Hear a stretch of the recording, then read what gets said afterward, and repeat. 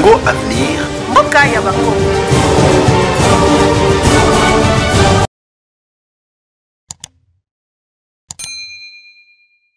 Bandeko balandi ya Congo Avenir, mbote na bino nyonso partout esika bozwami esika bozolanda biso na actualité du jour, vendredi 18 septembre 2020.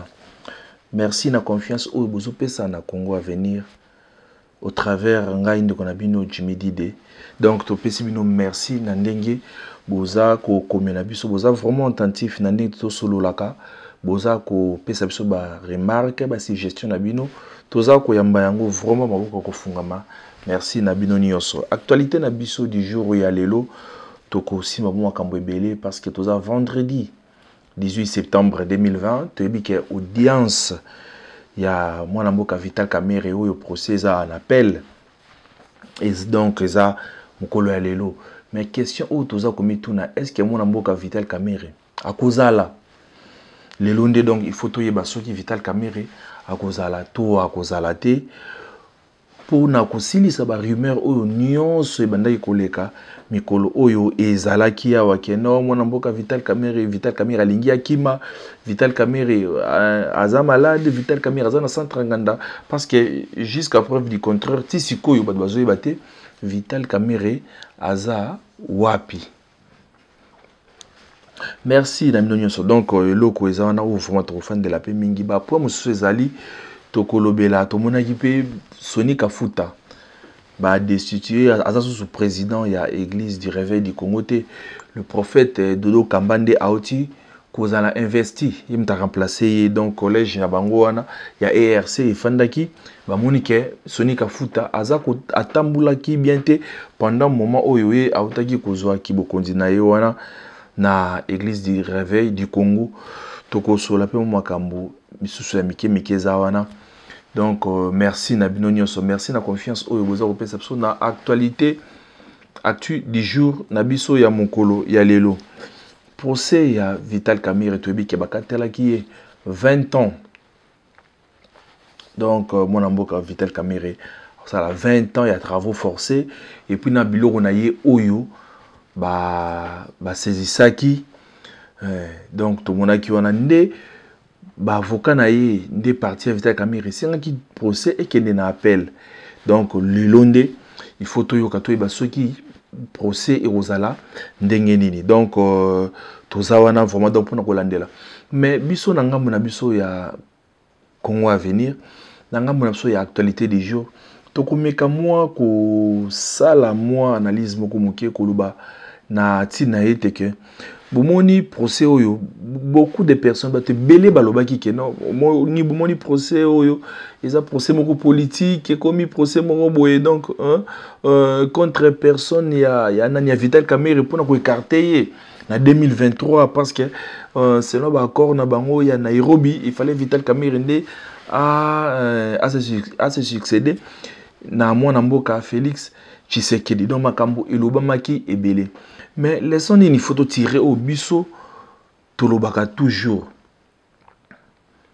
batu bazala kiawa CLC la muka batu ebele bande kosenga 15 millions na biso bungi 15 millions zonga 15 millions zonga IGF 15 millions justice et sali musala nango il akisi neutralité na bango ya kofandela ya kofunga la dossier on a 100 jours na moment o soki tokei na Kanchachi et sika oyo ba maison préfabriquée on a ba militaire ba sali yango so boke kotala bokolela bomoni ke ba maison wana nanu kutu ba utiliser yango te non ba quotité donc bomoni ke on ezalaki donc koyiba république musalo esalami kuna ba technicien ya matière ba yebi ba ingénieur ba yebi ba architecte ba yebi ba urbaniste ba yebi hein bo ériger bandaku wana esika terrain oyo esengeli na noté. Donc lo yengi kaka omoni kaka dans le fait que mbongo ngo ezalaki sukali mbongo ngo ezalaki ndengo wana to benda na biso mbongo to sala ka musala na lolengi wana esika bafandisi bandaku wana terrain wana étude wana basala kiango bien te. Étude de sol et salamaki bien te bandeko ba urbaniste boyebi. Étude de sol et salamaki bien te pourquoi parce que bandako wana dans un moment oyo ndenge ba mbula ezo banda bandako wana ekozala na vie mulaité. Donc bandako wana ekozala vie mulaité ba préparer ki sol nango bien te. Ba base oyo ba préparer ki pona koya ko fanta bandako wana et sali ba fissure nyonso e bukani. Et bukani. À part yango, mbula soki beti mai nyonso ya toiture. Mai nyonso ya toiture eza non canalisé. Et sika ekokende ebanité. Donc bandako wana nyonso et sika mai ekokende ebanité. Est-ce que c'est normal? Est-ce que vraiment wana eza façon moko ya malamu ya kosala donc ya kosalela mboka na bino? Pourquoi est-ce que tu ozala na kimutema makasi kimutema mabeboye vraiment? Est-ce que bandeko ba militaire, est-ce que bandeko ba policier ou banga ba fandi la bandako wana baza na droite baza batuté?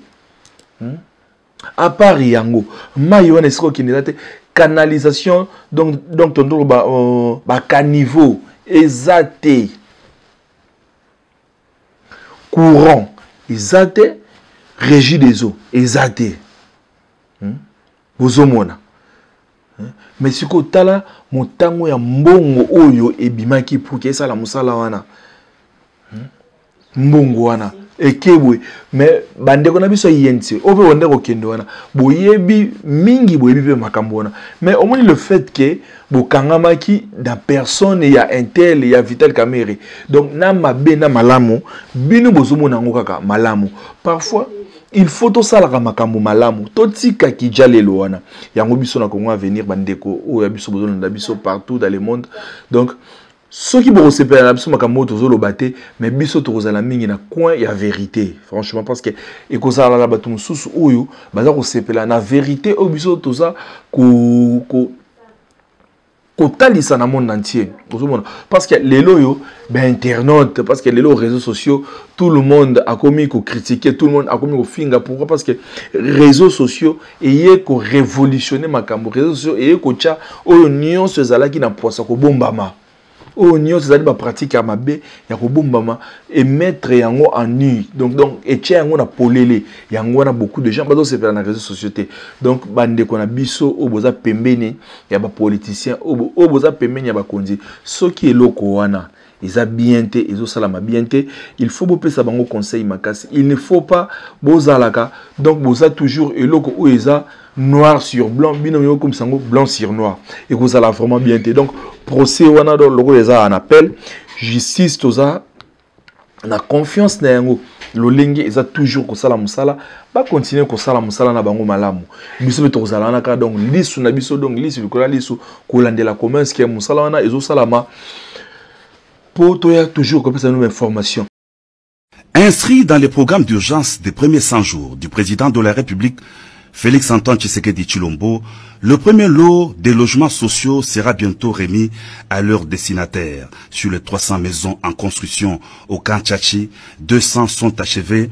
Elles ont été visitées par une délégation de membres du gouvernement conduite par le directeur de cabinet du chef de l'État, Vital Kamerhe. Il s'agit des maisons préfabriquées modernes de plus d'une cinquantaine d'années de vie, atteste Hussein Djaman, directeur général adjoint de Samibo Congo, et les experts de cette entreprise qui réalise le projet.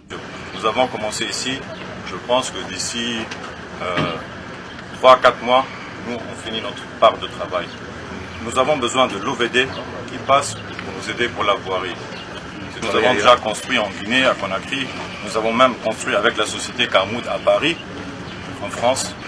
Nous avons déjà commandé les 1500 logements pour la population qui est déjà dans toutes les villes de la République démocratique du Congo.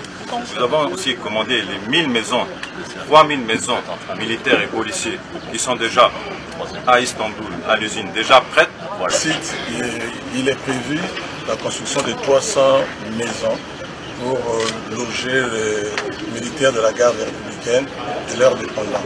Ces maisons constituent un don, une promesse tenue du chef de l'État, Félix Antoine Tshisekedi Tshilombo, précise le directeur de cabinet du chef de l'État, Vital Kamere. Le président de la République a dit non seulement on doit visiter les sortes de moutons, mais on doit montrer ce qui a été fait pour les maisons. Pour votre rappel, à part la colonie, c'est le maréchal Mobutu qui a construit les camps dans ce pays. Et il a mis 20 ans pour construire le premier camp. Mais Félix Tshisekedi, à peine arrivé, avant même l'an 1, il a déjà un camp. Et ce qu'il a oublié de dire, c'est que le président a dit qu'il faut, à la demande de la GR, la garde républicaine, les quotas de 300 doivent être portés à 1000. Exactement. À 1000. Et au moment où nous vous parlons, c'est la deuxième commande, les 1000 sont déjà fabriqués en Turquie. Et si la commande, la deuxième commande, il n'y a que 2 100 000 $ américains qui ont été payés. Et donc, nous sommes dans une situation où, heureusement aujourd'hui, nous sommes tous ensemble, le ministre des Travaux publics, le ministre des Finances et tout le monde, on s'est mis d'accord que l'État doit faire sa part, et les entreprises vont faire leur part, le président a pris date. Et puis, tout ça, la mise au point, mon coana, tout le monde, juste car donne quand tu as aussi au kiti, ti ici qu'à présence à la cana, sima ya quartier général la biso, ya FARDC, kaka na mongali maana, Mobutu.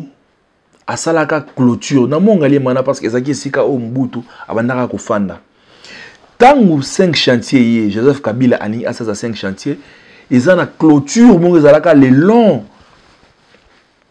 il y a avenue du tourisme wana ya nzela mai clôture wana bandeko ba chinois bayaka ba longolaka yango botebeke non balingi ba agrandir nzela ba osasonde ni metomona tilelo nzela za na kaka bande moko dans 2 bandes sans aller, non, sans retour. Mais non, Mikolo, et le mona. Et si le président de la République azofanda, mais bon, le niveau de clôture, au basaliwana, naba fil, ni, donc naba kanga moibi, on n'est pas bien à kawa. Mais ils ont mawa. Clôture wana ils a vraiment ma capacité ba tcheni na mabaya maintenant ils ont un véhicule moko et bani déjà yona et pandi et buki mabaya wana comment est-ce que na mboka na biso to ko za na culture ya kusala musala malamu te bota la niveau à clôture wana et bandi depuis entrée à Mongaliema ti koto donc ceux qui vraiment aussi ici donc on aussi ça virage dans montagne donc ils vraiment ni on comme ti côté quartier Mimosa. Beaucoup de tirants na mabaya vraiment c'est normal et puis entreprise en temps de ça la musala wana et yebite mutunini o aza côté wana est-ce que le chef de l'état a besoin de la sécurité attaque tu remonter est-ce que na musala o ba osala wana parce que libaya to yebiango valeur ni ya durabilité o yango et ça na yango par rapport ceux qui bâtit vraiment béton armé ou ba loka bazong ça clôture wana ndenge ezalaki na Mongaliema. Maintenant, l'habitant justice à Rolinga, à l'andelabino, aïeba par rapport à budget à misolo au besoaki, na musala au bopesi, sur les aïmote comme yon acharnement et comme yon homoni, république des juges, et comme yon procès politique. Non. Oyo eza état des droits. État des droits des awana, ils ont la moutouté, rang, ya moutouté. Donc, ceux qui osent d'aller bon, on a toujours d'aller bon parce que et ça vient d'abandiko ou bazo beng sarabango so ba bengisio ba ye ba yokiyo so ça d'aller bon ba tikio mais ba o nion so ba dali ki ennemi ya république ya lobby boye ba yango état des droits et rozala na sima ya mkongo na biso toko kende donc toko kende simba to ebike rentrée parlementaire et otaki ko sala maawa le 15 septembre. Toyebi session au 42 tozolo ba session obison toyebi ils a essentiellement budgétaire mais cela n'empêche ba simba ba question étalipé social ou étali donc population ndengenini a ko vivre vraiment malamu to sila ikomona biso nyo somakambo esila ekoleka mise au point autosala pourquoi na ba sénateur na biso Sénat eza chambre oyo bato ya mayele bazali bakalaka ya mboka bafandaka po batalaka ndenge ni tokota musa ya mboka mais Sénat oyo tozomona toyebi na biso parlement eza lufu kuna donc ba député mususu oyo baza kuna donc eza kaka mawa mais ba sénateur eloko bosalaki donc mawa Ceux qui sont le président et le Sénat. Président et le Sénat. Vous avez la deuxième personnalité. Il y a Mboka.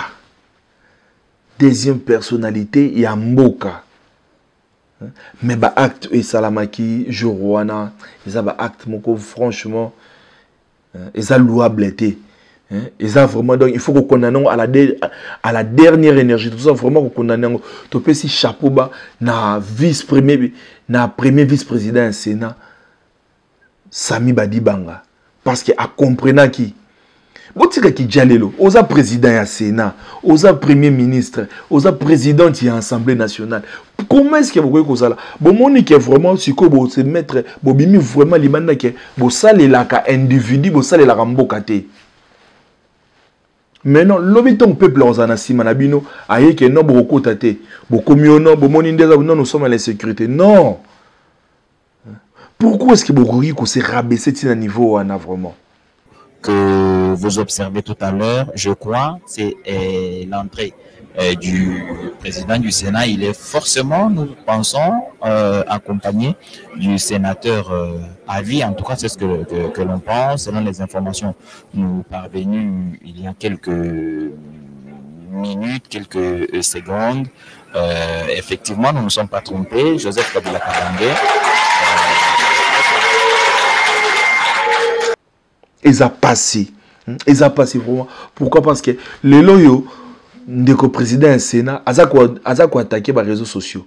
Et puis, donc, au Monika, Moutama B jamais à quoi côté quand les réseaux sociaux.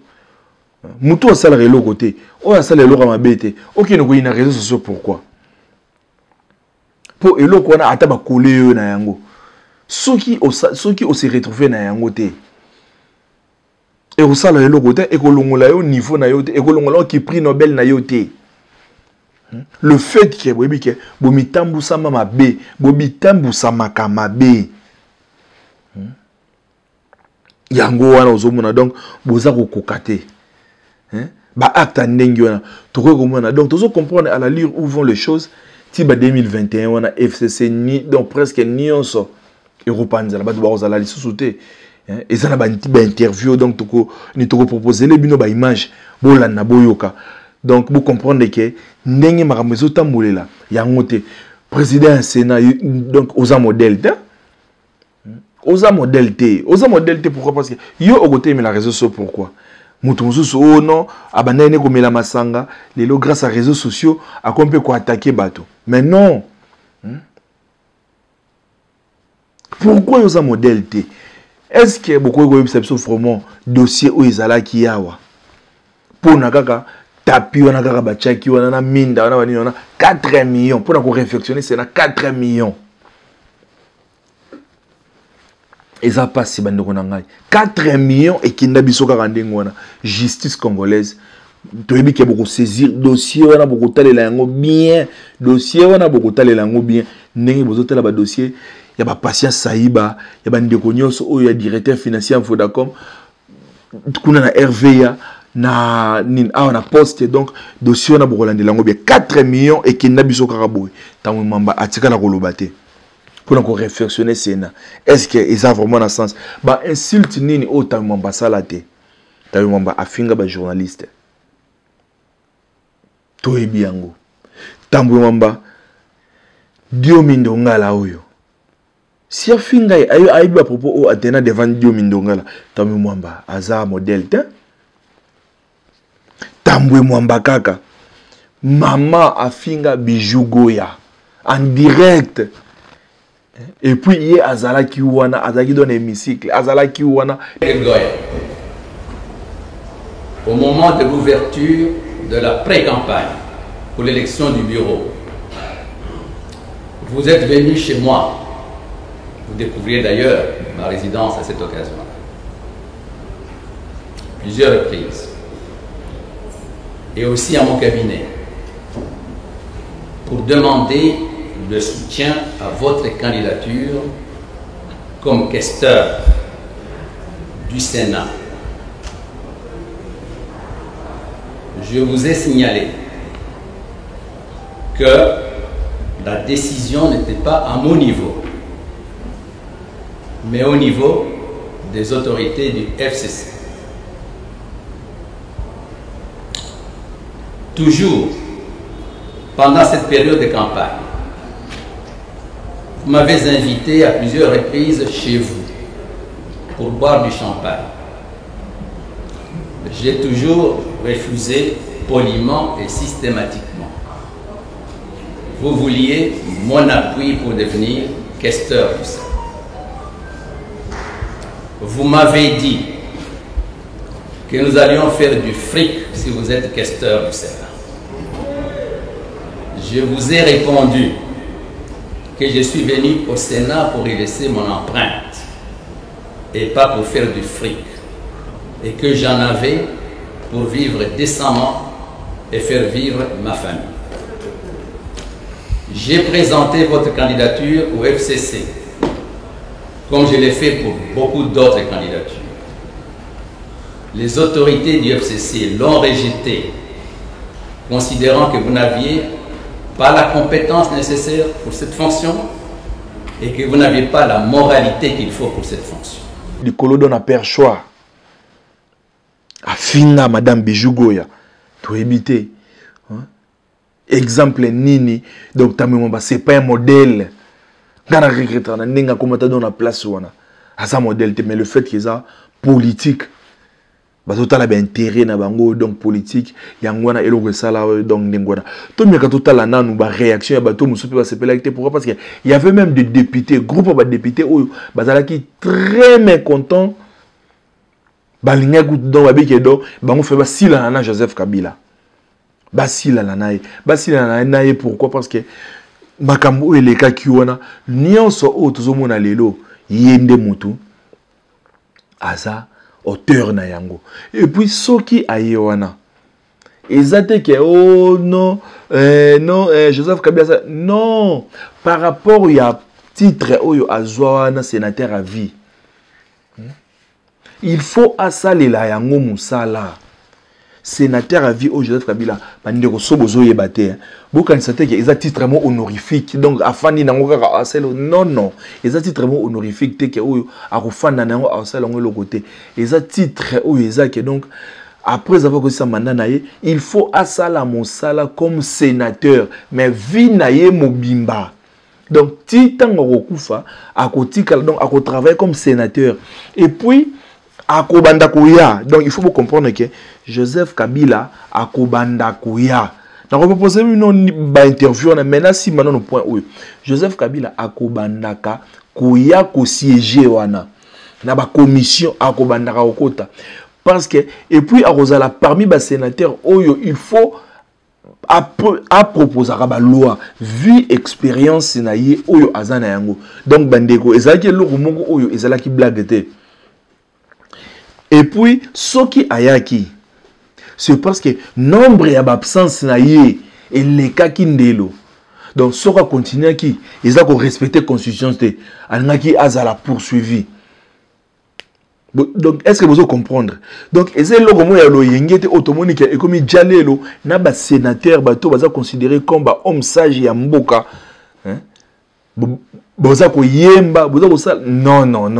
Non, franchement. As un collègue de local Bino. Mon pays va très mal, ils ont passé. Donc, si la Simba Yangwana, il faut assiéger Jaka. Et ça dit que non, Nengi Ayewana, donc à Royal, non, à Royal Akobanda Kakoyaka. Akobanda Koyaka. Donc, il y a un autre sinon Kolanda, Bandeko, c'est là qu'on peut s'amakanisi par rapport à tout ce qui s'était passé.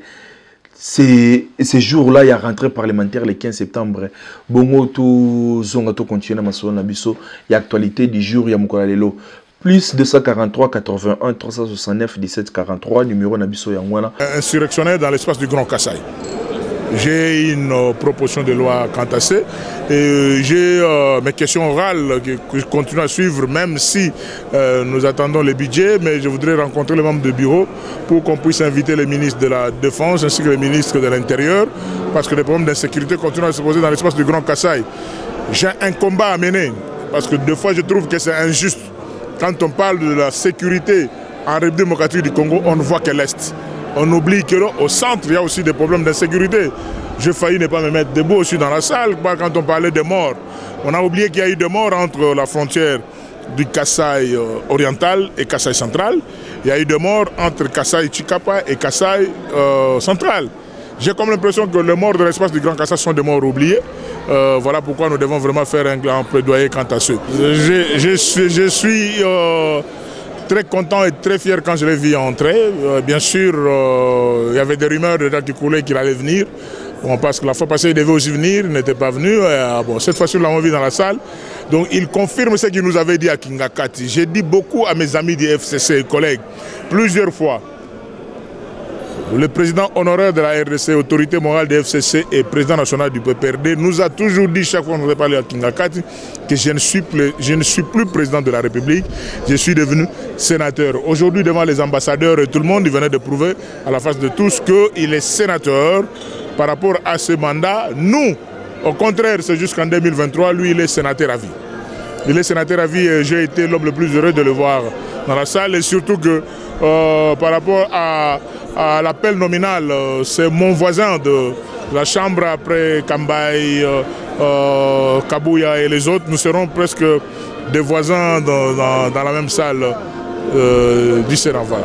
Bon, il faut voir que honorable sénateur à vie Joseph Kabila Kabange aza mwana mboka lokola batu nyonso mais boyeba ete aza na droit ya koparticiper na ba séance tosepeli na ndenge ya elelo parce que awa eza esika ya débat eza esika oyo esika batu bakutanaka donc biso ba sénateur po ete toluka bolamu ya mboka ye pe aza na souci ya koluka bolamu ya mboka yango aye pour être à participer à l'activité à Sénat.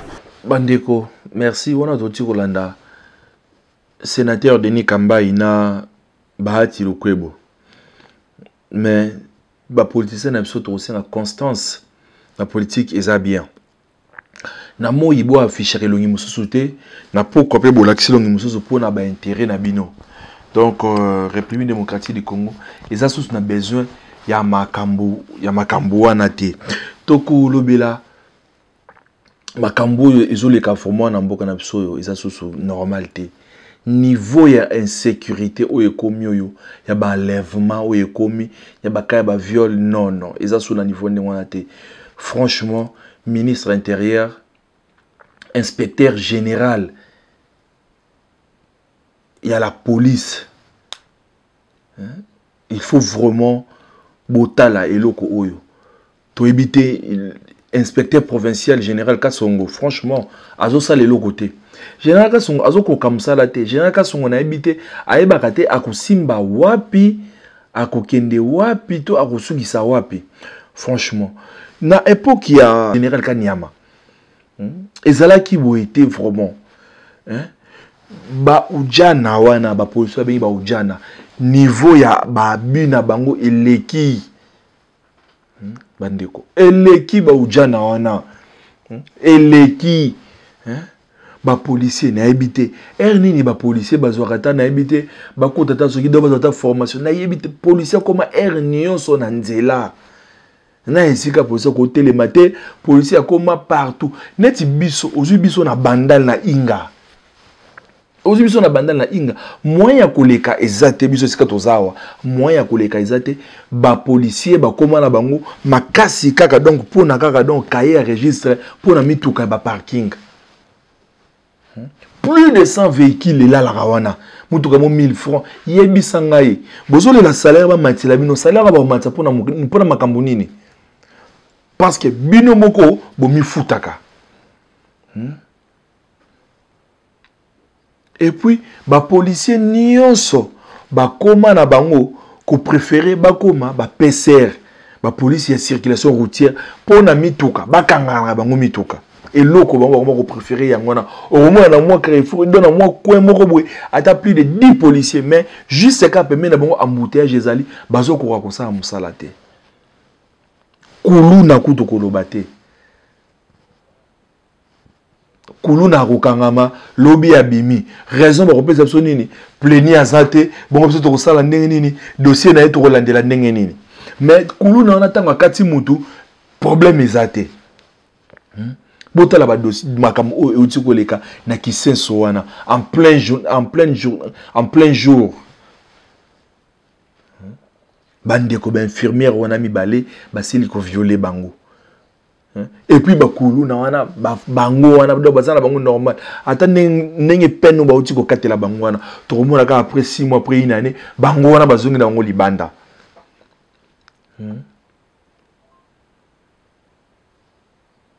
To sepeli quand même na geste oyo louable oyo ezo sala ma oyo chaque fois quand omoni omona bakangi bazo sala contrôle mais bandeko ba policier ope bo sala contrôle bo sala musala malamu. Pourquoi? Parce que bokomi donc bakomi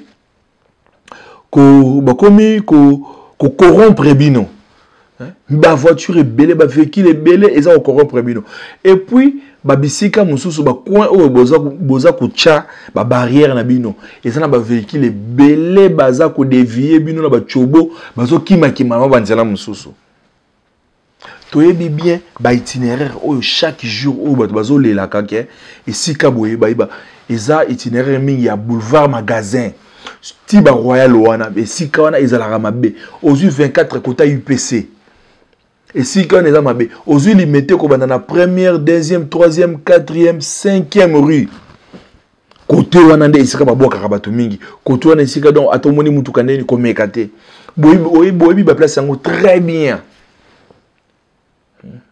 Mais général Kasongo musala na yo franchement ozo sala wana ezo ibanate yo to mona kaoka kasoki gentini soki présent ke boy soki loko boy wana ale yo pe olati ba safari na yo olati ba mini na yo ofandi na yo musala o vraiment ninga ndo sala ke o surprendre ninga général Kasongo général Kanyama pardon nkombozo ki ma général Kanyama ndenga zalaki akoko surprendre bato na tongo moko boye a telemi kaka tout le monde na comme l'île franchement eloko moko te. Tozo mona yo formate, tozo mona yo te, ba élément na yo, bazo sala ba bu belé, ba kulu na o ba sala makambu. Donc bozo koka vraiment te insécurité exact totale. Wana na capitale, soki toki Lubumbashi tokoloba nante, tokoloba nini. Na Lubumbashi mawa, soki toki na este kuna kutu ya seko na seko. Neti ya sécurité ya este wana. Bandeko na biso bazo boma kasi FCCP esika chiko il fallait que sabe musala ngwana kasi bo bengisa ministre na bino ya défense te emengo yimukena botunai aya pe wanat ministre na bino ya défense aya koloba insécurité wana ya este aya koloba kasite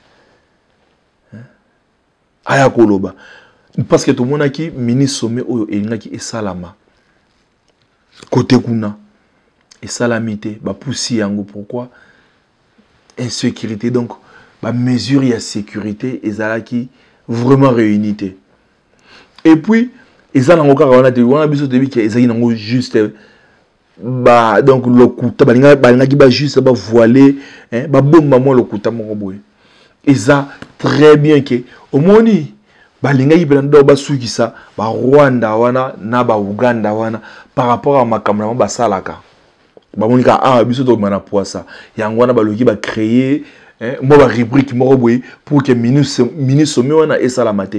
Heureusement que tout le monde, le peuple congolais bino nyonso bosi ko comprendre ba nani nde baza ba ennemi na biso ba nani oyo ba créaka ba nini na biso kuna parce que avec système ya diplomatie au président de la République Félix Tshisekedi azaro mema il y a contre makambo parfois na force na noté rien que diplomatie parce que ce totali na bandeko ba troupes zambiennes oyo bazalaki na kuna na Kasumbale sa ba côté kuna rien que ka diplomatie armée ya quitté rien que na diplomatie basala nani ni basala nini ba se retiraki na sol na biso ozomona donc kuna diplomatie et cela qui donc parfois papier ka na biki et betaka mutu oyo asimbi ba arme lourde ozomona yango peut-être donc style oyo moi na mboka président de la République Félix Tshisekedi azaro mema mais côté mususu donc na mutu oyo pe aboy il faut botalisa minduki parce que ceux qui pena donc net ba Rwanda wana pena armée et kiti na ba frontière wana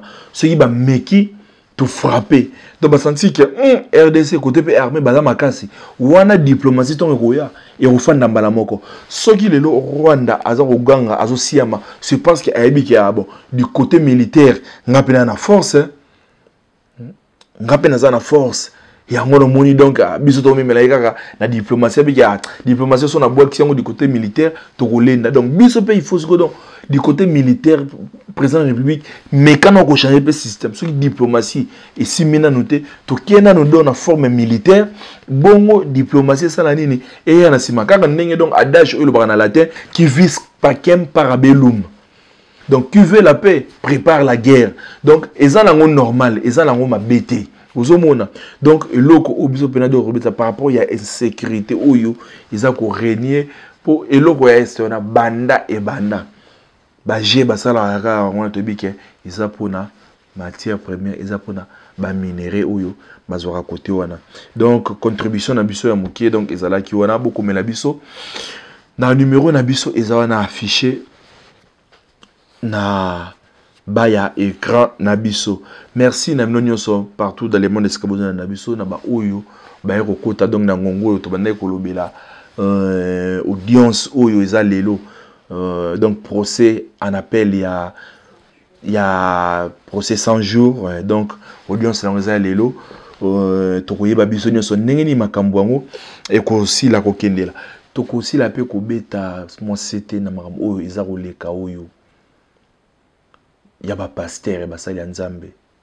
Évêque général avec un kézamo nambo a solo n'angana convaincre yo pour comme président Église du Réveil du Congo pour y a commis fin mandat. Je confirme Nandimi Mukolo y a présenté Kinga lokola dauphin na nazala kité. Il a dit même quelque chose, ça remet en cause. Abissi Soni était une femme, j'allais l'épouser. La façon dont je l'aime. Nakoko bisayo toyebani na moninga na ngawana dans les années 86. Ti lelo to swanate. Je dis to swanate crise ya liboso yango nakola kisayo yango.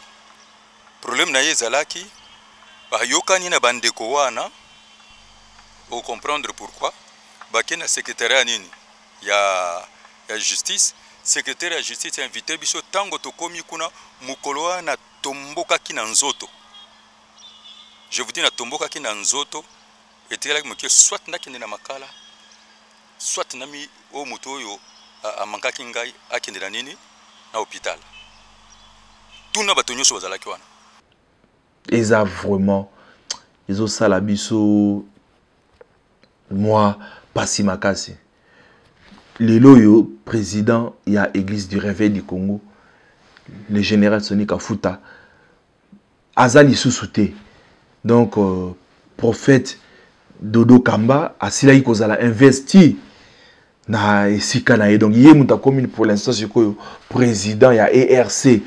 Pourquoi na suite ya makambu oyo bande koleka oyo yote koleka pona makambu ya kupuna mwana mboka Ronsard Malonda oyo dossier oyo ebotaki ba problème ya makasi.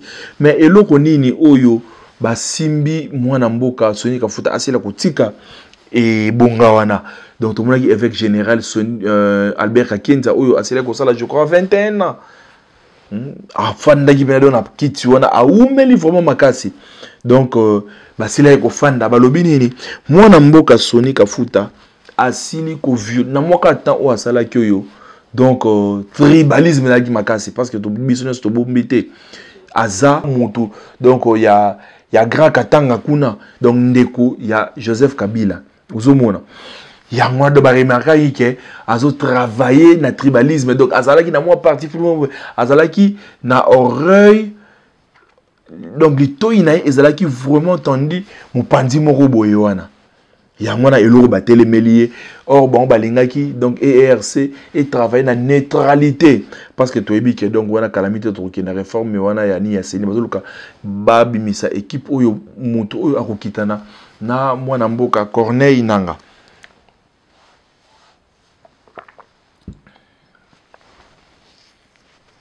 Ezana ba point oyo bandeko basili ko tombola oyo esali ke Soni Kafuta balongola ye na kiti wana donc deza wana violation ya statut na bango donc ndeko abandaki kaka donc o baza ko accuser do ba accuser ke abandaki ko violer statut na bango.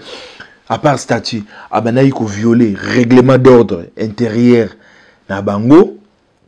à part yango azalaki na intention ya ko modifier o eza statut na bango. Et puis banda akomaki wana na kiti wana atikali ata ko organiser rencontre moko te ozomona. Donc ata o réunion ndenge za do ba fanda ba batala makambo ndenge ezalaki na ndenge ezalaki ke non aselaki ko pona do ko challenge pona ko pona mona mboka ronsa. Donc amisalelaki yango ye moko na sima na balobi ke non. Donc ezalaki na kania ka $50,000 oyo ebandaki ko tambola.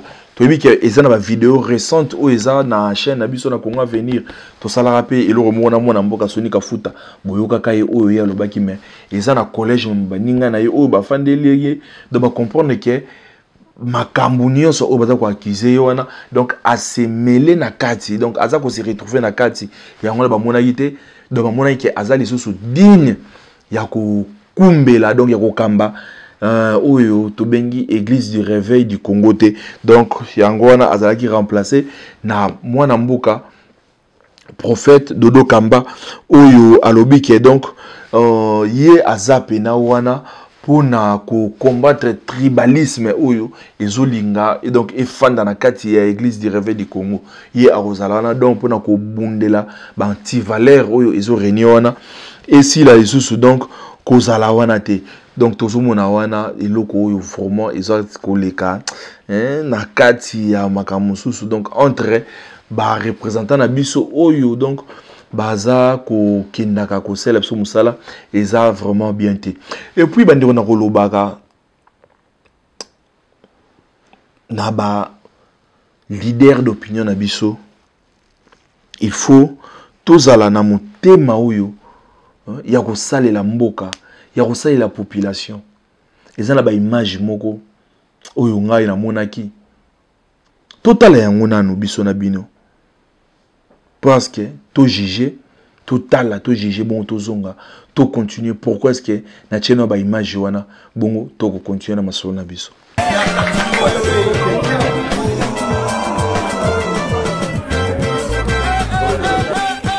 En notre possession, à partir de Kinshasa, on nous a fait état que au niveau de la territoriale, au niveau de la province, il n'existait pas en nombre suffisant les effigies du chef de l'État, Antoine Tshisekedi Tshilombo, président de la République démocratique du Congo. Voici donc l'effigie du chef de l'État. Et nous avons aussi ramené avec nous les drapeaux de la République démocratique du Congo pour que cela puisse flotter partout où se trouvent les institutions de la République démocratique du Congo. Il n'y a que des toges pour tous les Et au niveau de la cour d'appel aussi. Mais les greffes de la cour d'appel est où? Nous travaillons dans des conditions inhumaines, vraiment inhumaines. Il n'y a pas de magistrats, il n'y a pas d'infrastructure. Je manque les mots. Bautaka nanga ka mokoto ka pota ka muka etumba pe bayeri ngati na bwende et c'est comment na tribunal et comment na tribunal ngala ko kisimbula mobimba nanda o sala gani na bundaka bitu na memze mitaka na bwende obotika gawa esika oyo ezali esika oyo na ngai moko na koma mbala na ba rapport annuel esi ekoma na Kinshasa ke ba condition de détention oyo ezali malamu te.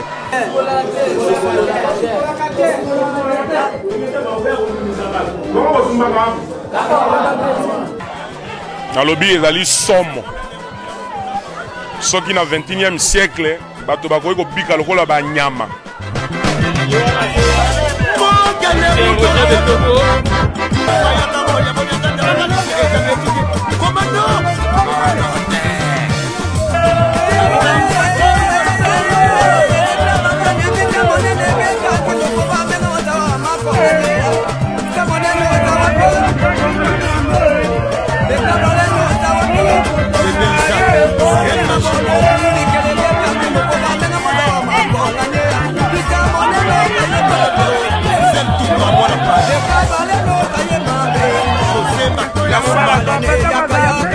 Balale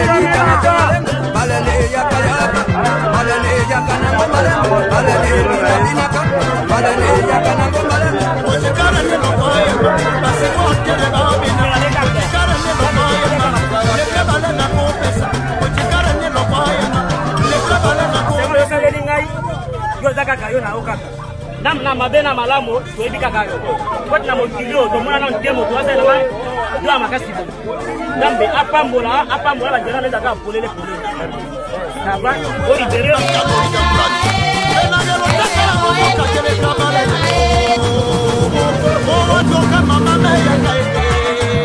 Je suis satisfait. C'est l'occasion pour moi de dire merci à toute l'équipe, tous les ouvriers, les conducteurs de travaux, les ingénieurs, les architectes qui ont accepté. Si vous ne le savez peut-être pas, il y a des gens qui ont quitté Kinshasa, qui sont venus ici spécialement pour faire partie de l'équipe de travaux.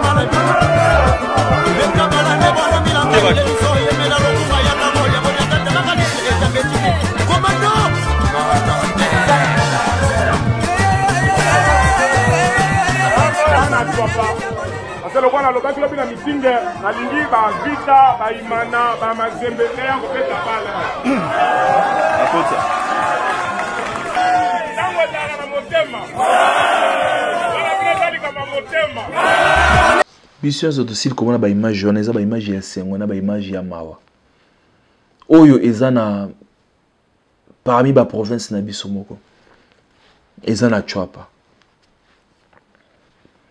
Il faut to banda ko rêver ba village na biso to banda ko rêver ba source na biso isika to uta eza pasi soki batu mingi ba koza na volonté oyo. Vraiment chapeau bas na honorable sénateur Guy Luando et puis na fondation na Widal botala quand même eloko oyo ça botala niveau ya bandeko oyo ndenge bazaleli botala ndenge bazaya ko kanga ba kasho oyo vraiment mama ona mwana izo sala pasi mais bandeko wana ana kine ba grand prêtre na ba concert nyonso bangonde na ba boîte de nuit bangonde mais botala bisika ba uti. En tout cas, chapeau bas donc tout moni, bon wana construction école, donc il y a école moderne. Tout moni wana a doté, na mboka na donc on a assemblée provinciale. Et puis stade moderne. Banda Chwapane zala Chwapawana mbala liboso ba kene kozwa stade moderne donc déjà misana nango presque donc ils presque fin prêt et tirel kaka donc calamité terrain synthétique donc pelouse synthétique et puis stade wana donc to bombité stade wana et ko contenir plus de 8000 places pendant 2000 places ils a la tribune d'honneur et puis 6000 places ils en a pour tout Rwanda. Donc, on a une initiative à Boye, Yangonde, ils ont louable. Sans compter Awa, na capitale partout, Awa, à Tcheba forage. Pour na bandeko, oh, bazana prendre maï, basila kozwa quand même maï bamela. Bandeko, to rêver ba village na biso. Pourquoi? Parce que ils ont bandeko ebele o bazalaka. Na moment ma pone, ba wana ba kozonga kuna na village, kozoma mungwa, kozoma nini kokosa bandeko wana, oyo ba yebi ata réalité oyo zo passer na kinité. Oyo bazalaka donc so ba zui ba voix ba kimi. Donc on aussi ba point wana pour na relaxer ke bandeko oyo bazana na mo ba moyen. Ba oyo baza leader de oyo baza ba leader d'opinion. Totalaka toujours et si quatre uta. Totalaka toujours ba source na biso ba racine na biso bisika tozalaki eza ndenge nini malgré bino bozui occasion ya ko changer classe mais ba obo tiraki na sima wana baza ndenge nini donc ba image oyo ezopesa mawa soki mutu na mutu akosala quand même quelque chose esika na ye et côté na ye soki to sangani na biso nyonso na liboke na bomoko nde tokolonga. Que Dieu bénisse la République démocratique du Congo. Congo Avenir. Mboka ya Bakongo.